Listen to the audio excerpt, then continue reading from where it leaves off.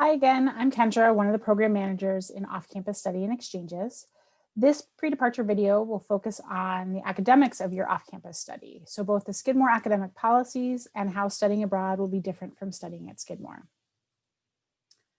During your off-campus study, you're still a Skidmore student, and therefore you must follow the Skidmore academic policies for off-campus study. First, you have to maintain your eligibility. This means that you must still be in good academic, social, and financial standing with the college before your program begins, or you could be administratively withdrawn. Now, when the grades are posted from the fall semester, OCSE will check to make sure you still meet the GPA requirement to study off campus. We'll also be notified of any pending social or financial issues. We'll contact you if we have any questions or concerns, so be sure to check your email over winter break.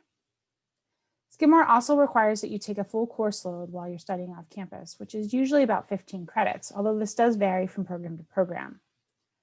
Please remember that taking a full course load is different from the total amount of credits you need to be considered a full-time student. Students that want to take less than 15 credits must contact OCSE to request an exception. Also, all the coursework that you take abroad is transfer credit. Courses taken as transfer credit can still count for degree requirements, so major, minor, breadth requirements, things like that, as long as you have departmental approval. But the grades from transfer credit will not appear on your Skidmore record and do not factor into your Skidmore GPA. All courses must still be taken for a grade since you need to earn the equivalent of a C or better to transfer the credit back to Skidmore. And you can't take any courses graded pass-fail or SU. In addition to knowing what Skidmore's academic policies are, we also want you to think about how your academic experience will be different next semester. One big difference that you can think about would be your program structure. So some of you may be studying at large universities, while other of you might be taking classes at a program center with other study abroad students. Program size as well as class size will vary. So you could end up in a large lecture hall being taught entirely online, or you could be in a small class of only 3 to 4 students socially distanced. Almost all students, regardless of their program, say that the academic style tends to be more independent than what they experience at Skidmore. So this may start out with your syllabus and only getting a general outline of what to expect for the semester compared to the detailed syllabi that you receive at Skidmore. Most likely you'll be expected to do more out-of-class reading or work with little or no interaction with your professor. And the interaction you do have may be more formal than what you're used to at Skidmore. Your program will provide detailed academic information in their pre-departure materials and orientation. Please pay special attention to the information on how you will be graded and the grading scale or conversion to the US system. You may find that you have less assignments throughout the semester, but that each assignment or exam that you do have is going to be worth a lot more.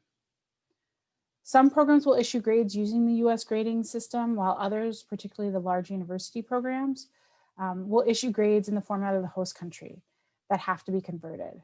Remember that you have to earn the equivalent of a C or better to transfer the credit back to Skidmore.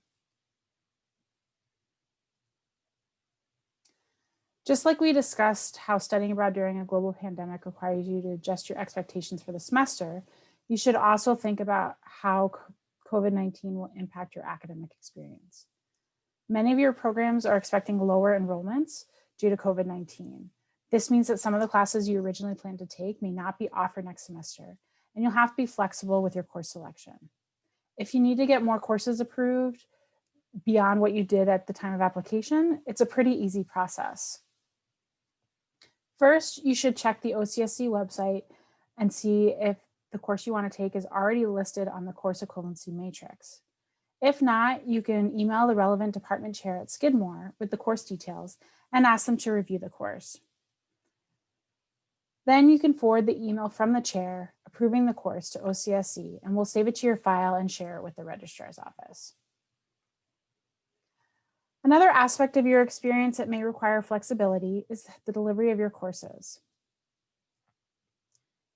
Many of your programs are hoping to offer in-person courses, but even if they have in-person classes, the experience will still be impacted by COVID-19 safety measures like wearing a mask or socially distancing.